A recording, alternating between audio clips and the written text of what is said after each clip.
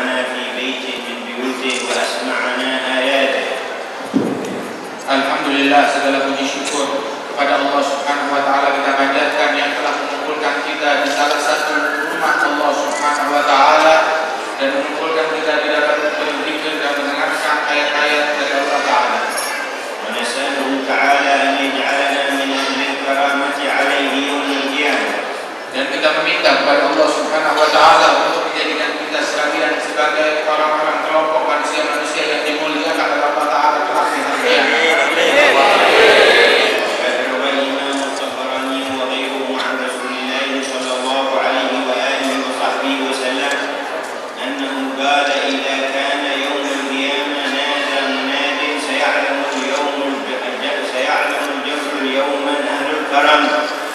وهو من أهل الكرم يا رسول الله قال أهل الحلل الذكر في المساجد. Telah diriwayatkan oleh Imam At-Tabrani dan juga para ahli hadis yang lain bahwasanya Rasulullah sallallahu alaihi wasallam bersabda, kelak apabila tiba hari kiamat akan dikumandangkan terdengar suatu panggilan yang berkumandang, sesungguhnya seluruh yang hadir di padang mahsyar ini mereka akan tahu siapa kalangan manusia-manusia yang dimuliakan oleh Allah Ta'ala. Maka saat itu para sahabat bertanya kepada Rasulullah, ya Rasulullah, siapa kalangan mereka manusia yang dimuliakan oleh Allah Subhanahu wa taala? Mereka adalah orang-orang yang kemarin berkumpul dalam berzikir kepada Allah Ta'ala di masjid. Walaqad samma hilal dzikri bi riyadil jannah. Rasulullah sallallahu alaihi wasallam beliau telah menamakan perkumpulan zikir diberi nama oleh Rasulullah sebagai taman surga. ولقد جاءت إشارة منه في حديث عند الحاكم وغيره أنه قال لا يجتمع قوم يذكرون الله تعالى لا يريدون بذلك إلا وجهه إلا ناداهم مناد من السماء أن قوموا مغفورا لكم قد بدلت سيئاتكم حسنات. Dan disebutkan di dalam hadis sebagaimana hadis tersebut sahih menurut Imam Hakim bahwasanya Rasulullah sallallahu alaihi wasallam bersabda, tidaklah seseorang berkumpul di dalam suatu majlis dalam rangka berzikir kepada Allah Subhanahu wa taala melainkan dikumandangkan suatu panggilan yang berbunyi menuju kepada para kaum yang berkumpul dalam zikir tersebut, hendaknya kalian semua yang berkumpul dalam berzikir bangun dalam keadaan Allah Ta'ala telah mengampuni seluruh dosa-dosa kalian dan Allah Ta'ala mengganti kesalahan kalian menjadi pahala dan kebaikan. فنحن متعرضون لهذا العطاء والفضل والرحمة من الله. Dan sekarang kita saat ini sedang mencari rahmat Allah Ta'ala, karunia dan anugerah yang besar ini dari Allah Ta'ala sedang kita cari pada saat ini. فاصدقوا في التوجه إليه تعالى. Maka hendaknya bersungguh-sungguhlah kita sekalian di dalam bermunajat dan berdoa kepada Allah Ta'ala. وصفوا وأحضروا له قلوبكم. Dan bersihkan serta hadirkan di majlis ini hati kita sekalian. فإن الله إنما ينظر إلى القلوب. Karena sesungguhnya Allah Ta'ala hanyalah melihat, menatap yang dilihat yang disangka oleh Allah Ta'ala adalah hati kita sekalian. وإذا رأى في قلب خيرا وهبه من بركة المجلس ما يحوز به خيرات في الحياة وعند الممات وفي البرزخ وفي يوم القيامة وفي الجنة.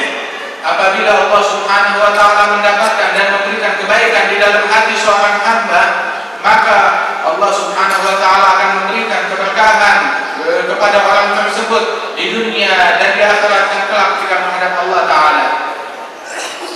وروى الإمام مسلم في صحيحه أن جماعة من أصحاب النبي صلى الله عليه وآله وصحبه وسلم كانوا في مسجده الكريم يذكرون الله تعالى فأقبل عليهم سيدنا رسول الله صلى الله عليه وآله وصحبه وسلم ثم قال ما أجلسكم؟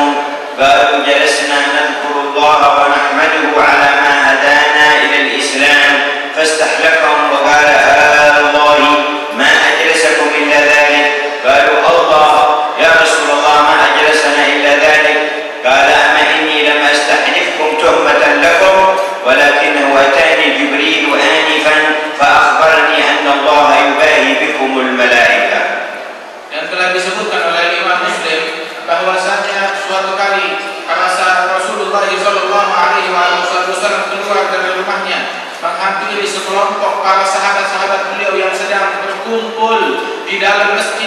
Rasulullah sallallahu alaihi wasallam.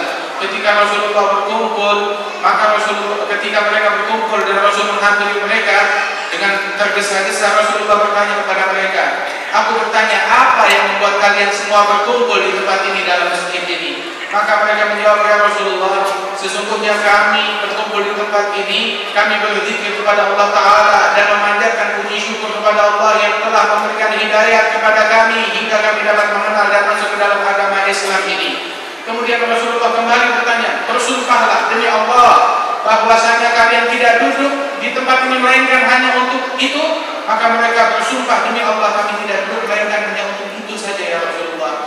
Maka Rasulullah berkata, "Sesungguhnya aku meminta kalian bersumpah bukan karena aku tidak percaya kepada kalian, akan tetapi aku ingin memastikan, sebab tadi malaikat Jibril datang kepadaku dan berkata kepadaku bahwasanya Allah Ta'ala sedang membanggakan mereka orang-orang yang berkumpul di dalam masjid tersebut. Allah membanggakan mereka di hadapan makhluk-makhluknya dan malaikat-malaikatnya atas perkumpulan mereka tadi." ولقد صح في الحديث أيضا عن خصوص أخذ علم الشريعة وما ينور القلب ويطهره في المسجد. صح في الحديث أنه عليه الصلاة والسلام قال: "من جاء إلى المسجد لا يريد إلا أن يتعلم خيرا أو يعلمه كان له كأجر حاج تام حجته." Dan disebutkan juga oleh Rasulullah SAW berkenaan dengan orang-orang yang datang ke masjid untuk mencari kesucian batin dengan menimba ilmu Rasulullah SAW di dalam masjid. Maka Rasulullah bersabda, "Sesungguhnya barang siapa yang datang menuju ke masjid, dia datang ke dalam masjid untuk mempelajari kebaikan daripada ilmu dalam agama Islam ini, atau untuk mengajarkan suatu kebaikan dalam agama Islam ini, maka dia pulang dari masjid tidaklah dia keluar melainkan dia telah mendapatkan pahala haji yang sempurna dari Allah Ta'ala." ولقد جمعنا في المجلس ما بين الذكر والعلم أيضا ونسأل الله أن يجمع لنا ما ذكرنا وما لم نذكر من جميع الفضائل التي وعدنا على لسان رسوله صلى الله عليه وسلم. Kita bersyukur kepada Allah Ta'ala karena pada saat ini, di saat yang mulia, di tempat yang mulia ini, kita telah memadukan daripada perkumpulan dalam rangka berzikir kepada Allah, sekaligus menimba ilmu dari Rasulullah SAW, dan kita meminta kepada Allah Ta'ala sebagaimana kita telah mendapatkan mengetahui tentang kemuliaan dan anugerah yang Allah Ta'ala sediakan bagi mereka yang tadi disebutkan di dalam hadis, agar Allah Ta'ala padukan segala kebaikan dan pahala tersebut untuk kita sekalian. Amin. وقد دخل الليل عليكم فتتعرضون أيضا لشيء من إسهال العين في سبيل الله تبارك وتعالى، ويحب أن تسلم هذه العين من البكاء يوم القيامة، فإن عيون الخلق كلهم تبكي في القيامة إلا 3 أعين كما أخبر صلى الله عليه وسلم في قوله: "كل عين باكية يوم القيامة إلا عينا بكت من خشية الله، وعينا سهرت في سبيل الله، وعينا غضت عن محارم الله، فهؤلاء لا يحزنون ولا يبكون، ومن سواهم يبكي في وقت لا ينفع فيه البكاء." Dan juga kita berkumpul di tempat ini dan malam telah menyelimuti kita sekalian, sehingga ketika kita berkumpul di malam hari ini, maka kita pun termasuk dalam orang-orang yang terjaga di malam hari dalam rangka di jalan Allah Ta'ala. Kita terjaga di malam hari dalam rangka mencari ridha Allah Ta'ala dalam perkumpulan zikir dan ilmu ini. Maka insya Allah mata yang terjaga di jalan Allah seperti kita ini, kelak di hari kiamat tidak akan mengenal kesedihan atau tangisan penyesalan lagi. Rasulullah SAW beliau bersabda bahwasanya semua mata dari mata seluruh manusia semuanya kelak akan menangis di hari kiamat, kecuali kata Nabi Muhammad ada 3 jenis mata yang mana mereka ini tidak akan menangis atau tidak mengenal kesedihan di hari kiamat. Mereka mata tersebut adalah yang pertama adalah mata yang dahulu di dunia takut kepada Allah Subhanahu wa taala. Ketika teringat Allah dia menangis. Dan jenis mata yang kedua adalah mata yang terjaga di jalan Allah Subhanahu wa taala, seperti perkumpulan kita ini. Dan jenis mata yang ketiga adalah mata yang dipejamkan, yang dijaga itu mata jangan sampai melihat hal-hal yang diharamkan oleh Allah taala. Pada terlintas hal yang haram langsung dia jaga pandangan matanya agar tidak kembali melihat pandangan yang haram tersebut. Maka semua mata akan menangis kecuali tiga jenis mata ini aman dan selamat di hari kiamat, hari di mana tangisan tidak membawa manfaat. ونتعرض بهذا لتعويض ما فقدنا من كثرة البكاء من خشية الله، وإلا فقد كانت عين سيدنا المصطفى تبكي كل ليلة من خشية الله ومن محبة الله ومن الشوق إلى الله ومن رحمته بأمته صلى الله عليه وسلم.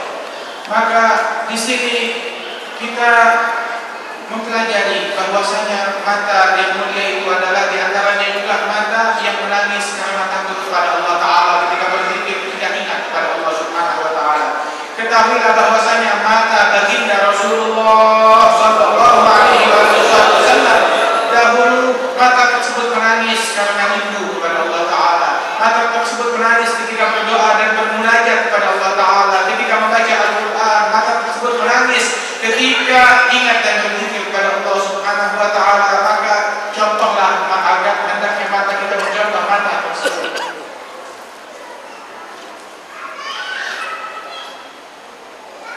وكثيرا ما دمعت عين الصديق سيدنا أبو بكر رضي الله تعالى عنه في الليالي وفي الأيام. Begitu juga seringkali mata sahabat Rasul Sayyidina Abu Bakar As-Siddiq radhiyallahu anhu, mata beliau seringkali menangis di siang hari ataupun di malam hari, semuanya karena Allah. ولقد كان كثير من بكائه شوق إلى لقاء المصطفى صلى الله عليه وسلم. Dan banyak kali penyebab tangisan beliau karena rindunya beliau terhadap Rasulullah sallallahu alaihi wasallam.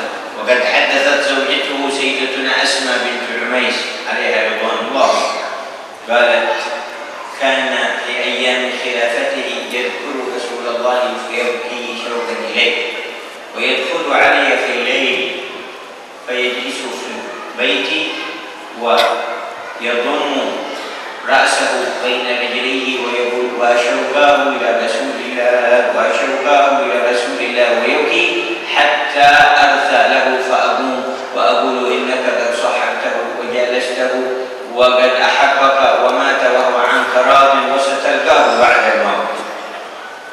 Diceritakan oleh istri beliau Sayyidatina Asma binti Umais bahwasanya seringkali Sayyidina Abu Bakar As-Siddiq radhiyallahu anhu di siang hari dia teringat akan Rasulullah sallallahu alaihi wasallam dan beliau menangis tanpa ingat kepada Nabi Muhammad sallallahu alaihi wasallam ketika mengenang beliau. Kemudian terkadang ingatan ini menghantui beliau di malam hari. Ketika malam hari beliau teringat dengan Rasul sallallahu alaihi wasallam setelah wafatnya, maka beliau pun duduk di lantai rumahnya sambil menundukkan wajahnya dan menyembunyikan dengan kedua tangannya sambil menangis dan menjerit dan berkata, alangkah rindunya aku dengan perjumpaan terhadap Rasulullah sallallahu alaihi wasallam, alangkah rindunya aku kepada Nabi Muhammad sallallahu alaihi wasallam. Terus beliau menangis dengan penuh kerinduan kepada Rasulullah hingga akhirnya kata Sayyidatina Asma, hingga timbul rasa iba kami terhadap beliau. Kami pun datang kepada Sayyidina Abu Bakar As-Siddiq dan kami menenangkan beliau, sesungguhnya engkau telah lama berkawan dengan Rasulullah sallallahu alaihi wasallam, mendampingi Rasulullah dalam keadaan suka maupun duka. Engkau adalah sahabatnya dan kelak engkau akan berjumpa dengannya di akhirat nanti. Katanya sambil menenangkan Sayyidina Abu Bakar As-Siddiq yang menangis karena cintanya kepada Nabi. مع أنه لم يعش بعده إلا 2 أو 6 أشهر، لكن كان ألم الفراق يعصر كبده. Padahal masa hidup beliau setelah wafatnya Rasulullah, beliau hanya hidup 2 tahun 6 bulan setelah wafatnya Nabi Muhammad. Akan tetapi 2 tahun 6 bulan ini terlalu lama bagi beliau untuk menahan kerinduannya terhadap Rasulullah sallallahu alaihi wasallam yang mana tidak sanggup lagi untuk beliau tahan rasa rindu tersebut. ولما جاء يريد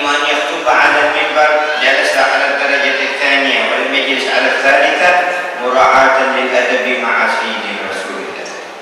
Disebutkan bahwasanya ketika beliau akan berkhutbah di atas mimbar, ketika beliau akan berceramah memberikan wejangan kepada sahabat-sahabat yang lain di atas mimbar, beliau duduk di anak tangga yang kedua dari mimbar dan tidak duduk di anak tangga yang ketiga yang biasa diduduki oleh Rasulullah Shallallahu Alaihi Wasallam semata-mata sebagai penghormatannya kepada Nabi Muhammad, tidak mau menyamainya. والأعجب ما جاءنا في صحيح البخاري وغيره من أن جذعا لم يطق البعد عدة أذرع بينه وبين رسول الله فحن إليه حتى أثار قلوب الصحابة فما أحد في المسجد إلا وهو مكب براسه على رجليه يبكي بعد حنين الجذع والنبي يخطب فما سكن حتى خرج وضمه إليه صلى الله عليه وسلم. Dan satu hal yang mengagumkan lagi, sebagaimana disebutkan di dalam Sahih Al-Imam Al-Bukhari, bahwasanya pokok pohon tidak mampu menahan kerinduan daripada Rasulullah Shallallahu Alaihi Wasallam. Saat itu Rasulullah berpindah daripada pokok pohon yang biasanya dijadikan mimbar, Rasulullah berpindah ke mimbar yang telah dibuat oleh sahabatnya, dan perpindahan Rasulullah dari pokok pohon tersebut hanya beberapa hasta saja. Maka terdengar jeritan daripada pokok pohon tersebut yang mengungkapkan tangisannya karena jauh dari Rasulullah Shallallahu Alaihi Wasallam, yang mana cerita ini telah membuat iba seluruh para sahabat Rasulullah Shallallahu Alaihi Wasallam dan menyentuh perasaan mereka ungkapan cinta kepada Rasulullah Shallallahu Alaihi Wasallam. ولكم غشتنا الأفلام والمسلسلات وبرامج الغافلين والفاسقين فصرفت القلوب عن هذا الشوق إلى الحق ورسوله ثم تعلقت بالشهوات وبالساقطين وبالكافرين وبالفاجرين فالله يتدارك المسلمين ويصلح حالهم. Adapun sekarang ini berapa banyak kita dijumpa oleh ada istiadat acara-acara yang dibawa oleh musuh-musuh Allah Subhanahu wa taala, baik melalui film-film mereka, melalui media-media yang ada, yang mana semuanya itu membuat kita lalai akan kenangan seperti ini, kenangan Rasulullah Shallallahu Alaihi Wasallam. Kita lupa akan cerita semacam ini, terkecoh oleh pemikiran-pemikiran film-film sandiwara yang dibawa oleh orang-orang yang tidak beriman tersebut, sehingga kita lupa akan kenangan yang mulia ini. Dan belum lagi kita mengungkap syahwat kita, nafsu kita, mengikuti segala kemauan daripada hawa nafsu kita, hingga kita semakin jauh dari Allah dan daripada Rasulullah Shallallahu Alaihi Wasallam. أيها الأحباب، واستمعنا إلى آيات من كتاب الله والناس بالنسبة لهذا الكتاب على مراتب ودرجات.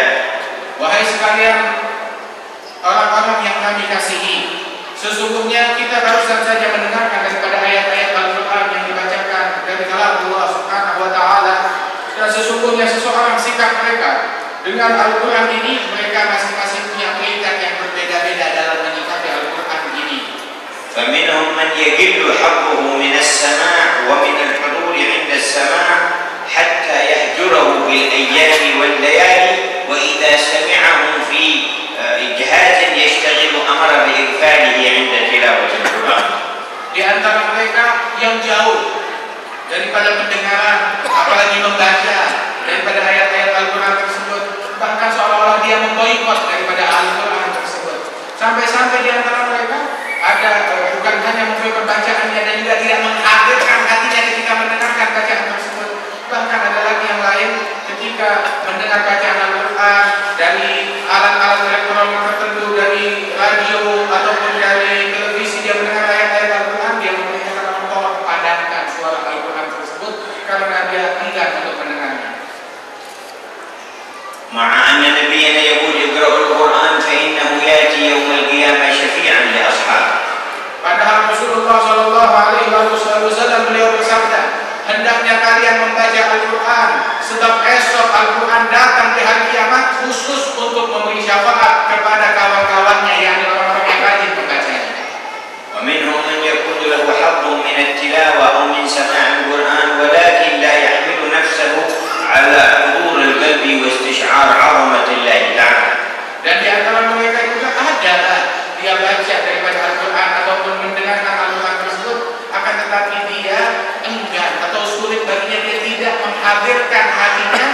dalam mendengar, di dalam membaca, di dalam memahami atau menghadirkan hatinya dengan bacaan yang dia baca atau bacaan yang dia dengar tersebut. وقد كان سيدنا عكرمة الصحابي إذا نزل القرآن الكريم قام من أجل القرآن تعظيما ثم يحمله فيضعه على وجهه ويقول كلام ربي حتى يغشى عليه من هيبة القرآن. Disebutkan bahwasanya Sayyidina Ikrimah sahabat Rasulullah sallallahu alaihi wasallam, beliau apabila ingin membaca Al-Qur'an dia pegang mushaf daripada Al-Qur'an tersebut, baru saja dia akan membacanya, maka perasaan beliau penuh dengan perasaan haru sambil beliau berkata dengan penuh tangisan dan mengucapkan, ini adalah firman Tuhanku, ini adalah firman Tuhanku, ini adalah firman Tuhanku. Dia peluk Al-Qur'an dan dia langsung pingsan dikarenakan perasaan khusyuk yang menghantui hati beliau ketika memegang dan akan membaca Al-Qur'an ini. وهذه حقائق الإيمان في مظهرها حجة امرأة صالحة معلقة القلب بربها جل جلاله، فلما وصلت مكة تقول أين بيت ربي أين بيت ربي حتى أقبلت على الكعبة، فلما أقبلت قيل لها هذا بيت الله، قال هذا بيت ربي، قالوا نعم، فأقبلت بقوة إلى الكعبة وألصقت صدرها بالكعبة فشهدت وماتت في مكانها. Dan inilah hakikat daripada keimanan, pengagungan terhadap apa yang diagungkan oleh Allah Subhanahu wa taala. Dan dikisahkan juga ada seorang wanita yang mana dia ini ingin pergi berziarah ke Ka'bah untuk melaksanakan ibadah haji. Maka sepanjang jalan dia bertanya, mana rumah Tuhanku, mana rumah Tuhanku, mana rumahnya Allah taala. Ketika sampai di hadapan Ka'bah, maka dia kembali bertanya, mana tuh rumah Tuhanku, mana rumah Allah taala. Dia bilang, ini dia rumah Allah taala, ini adalah rumah Tuhan Allah Subhanahu wa taala, ini rumahnya. Maka ketika dia menyaksikan Ka'bah, dia berlari menghampiri Ka'bah, dia mendekatkan dan menempelkan dadanya dengan Ka'bah tersebut dengan penuh pengagungan, penghormatan, kerinduan, kecintaan, dan dia langsung meninggal dunia saat itu juga karena cinta dan rindunya. اليوم كم من الرجال تتشوف عيونهم للقصور وبيوت الخلق أكثر مما تعظم الكعبة المشرفة. Sekarang coba kita introspeksi diri kita, berapa banyak orang yang melaksanakan ibadah haji tersebut, matanya melihat bangunan-bangunan yang megah, hotel-hotel yang indah dengan pandangan yang penuh pengagungan, penghormatan, akan tetapi tidak sebesar itu penghormatan dan pengagungan yang kita melihat rumah Allah Subhanahu wa taala. يصل الحد ببعضهم أنه وهو يطوف بالكعبة يمد عيونه إلى القصور والفنادق خارج الكعبة، فهو جسده عند الكعبة وقلبه عند بيوت الخلق لا عند الخالق. Bahkan sebagian daripada mereka kita dapati mereka pergi tawaf mengelilingi Ka'bah, badannya mengelilingi Ka'bah, akan tetapi matanya menyaksikan bangunan-bangunan yang menjulang tinggi yang megah di luar Ka'bah daripada istana dan hotel-hotel yang megah. Dia melihat keluar, hatinya, otaknya berpikir di sana, padahal badannya berada sedang mengelilingi Ka'bah, tetapi dia jauh dari Ka'bah itu. ولكن سيدنا رسول الله جاء الملتزم فألصق صدره في الكعبة ورفع يديه وبكى ودعا عليه الصلاة والسلام، ثم التفت فإذا سيدنا عمر بن الخطاب فقال يا عمر ها هنا تسكب العبرات. Namun baginda Rasulullah Shallallahu Alaihi Wasallam saat beliau datang ke Ka'bah, maka beliau mendekatkan dirinya ke Multazam antara Hajarul Aswad dengan pintu Ka'bah itu. Dia dekatkan dirinya ke situ dan dia tempelkan dada beliau yang suci yang mulia dengan daripada dinding Ka'bah di bagian Multazam tersebut sambil berdoa dan menangis terus begitu. Setelah selesai dari tangisannya, dia menengok ke samping, dia melihat Sayyidina Umar bin Khattab ada di situ. Kemudian dia mengatakan, wahai Ibnu Khattab, di tempat inilah kita harus menumpahkan air mata kita. وجاء في مسند الإمام أحمد بن حنبل عن الحجر الأسود أنه يأتي يوم القيامة وله عينان وله لسان طلق ذلب يشهد لمن استلمه بالموافاة. Dan diriwayatkan di dalam musnad Imam Ahmad bin Hanbal bahwasanya kelak di hari kiamat nanti itu Hajarul Aswad Allah Ta'ala bangkitkan ia dengan diberikan dua bola mata dan juga dengan diberikan lisan oleh Allah Subhanahu wa Ta'ala, dan dia akan menjadi saksi besok di hadapan Allah Ta'ala siapa yang menyalami dia, dan juga dia akan menjadi saksi bahwasanya orang tersebut telah menunaikan janji setianya kepada Allah Ta'ala selama di dunia ini. شعائر الله فإنها من تقوى القلوب.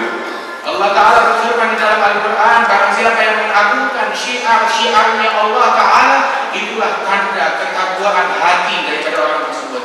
ومما أحب النبي لنا حفظه وقراءته كل ليلة سورة تبارك الملك. Dan di antara hal yang disukai oleh Rasulullah SAW untuk kita lakukan adalah membaca dan juga menghafalkan daripada surat At-Tabarak, dan kita membacanya setiap malam daripada surat Tabarak al-Mulk tersebut.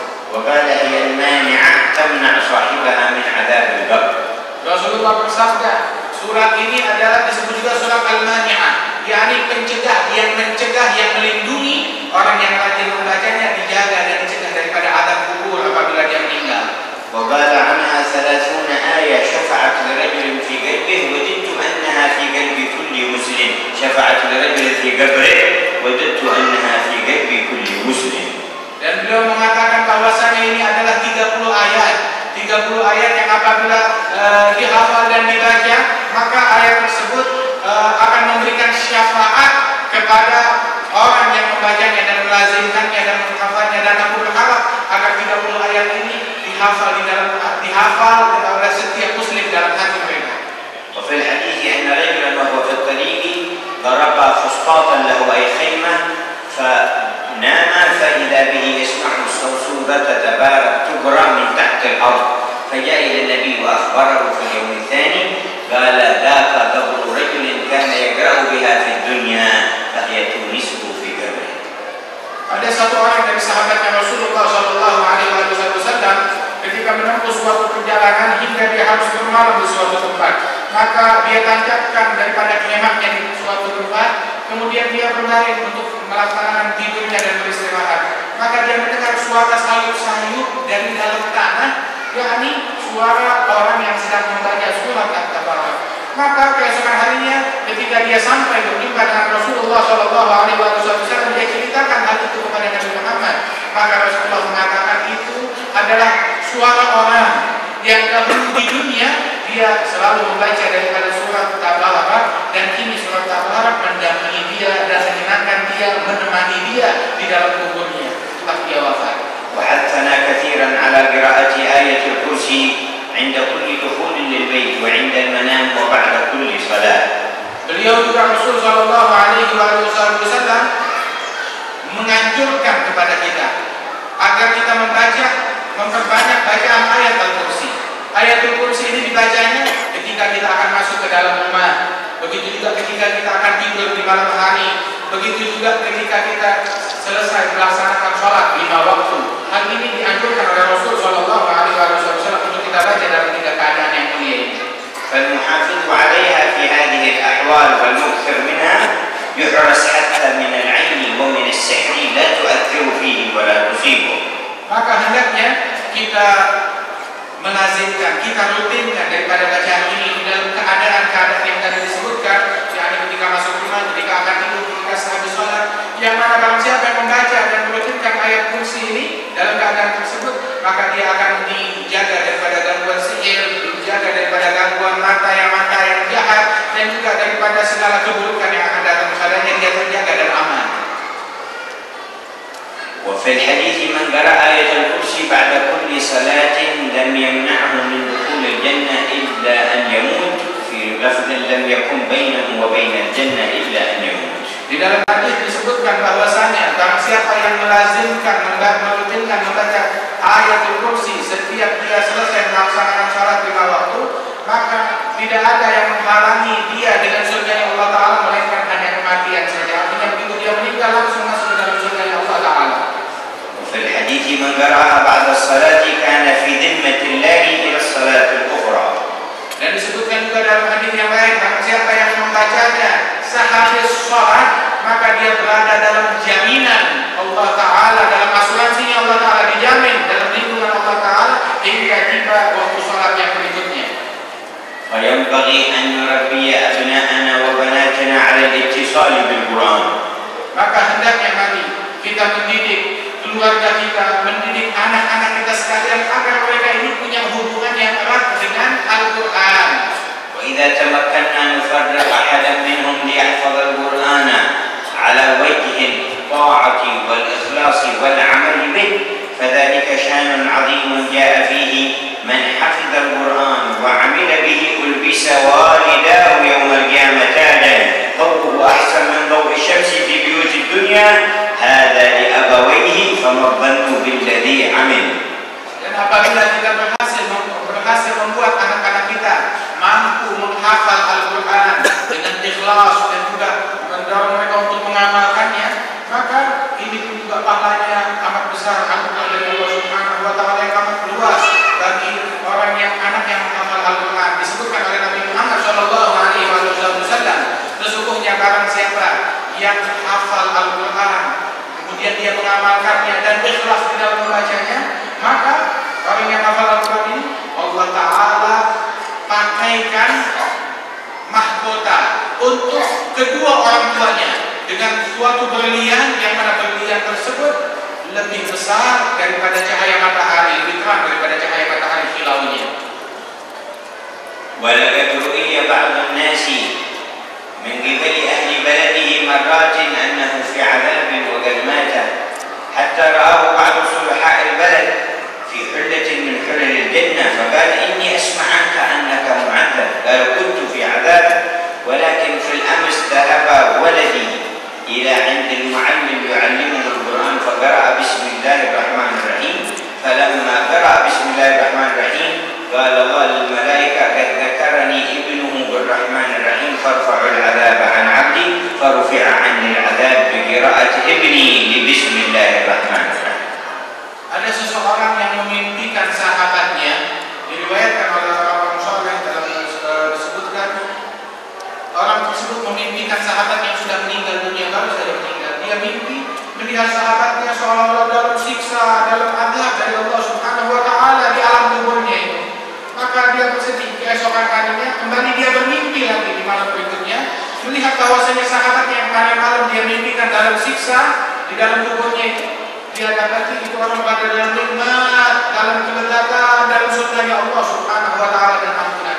Maka dia heran dan dia bertanya: wahai sahabatku, bukankah aku kemarin bermimpi melihat engkau berada dalam siksa dan dalam kesulitan? Kenapa sekarang kau berada dalam nikmat? Apakah salah mimpiku ini? Maka dijawab oleh orang tersebut: sesungguhnya semua mimpimu adalah benar. Memang kemarin, sampai kemarin itu aku masih disiksa, diadab oleh Allah Ta'ala akibat kesalahanku dan kekuranganku. Akan tetapi barusan tadi pagi, anakku yang masih kecil, dia sudah waktunya masuk belajar di TPA.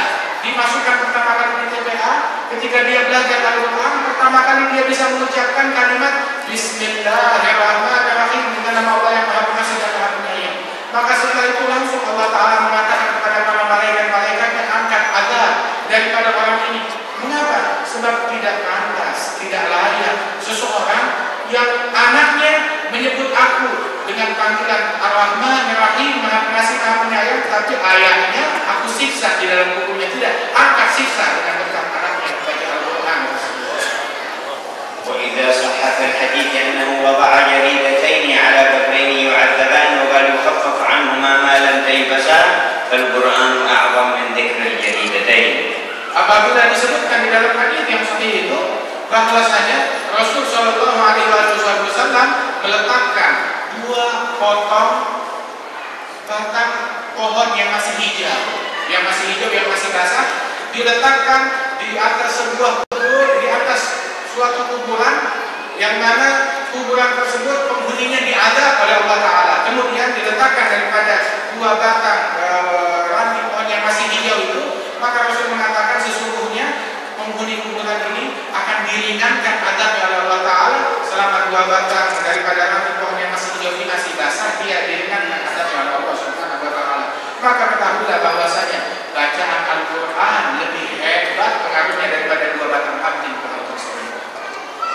ومن أحسن أحوال الاستماع للقرآن أن تكون عند استماعك تستشعر بلاغ النبي به فكأنك تسمعه من النبي يبلغه عن الله. Di antara suatu renungan yang istimewa ketika kita membaca Al-Quran, bahwasanya kita merasakan menggali rasa kita saat kita membaca Al-Quran, bahwasanya ini yang kita baca itu disampaikan oleh Rasul Shallallahu Alaihi Wasallam, seolah-olah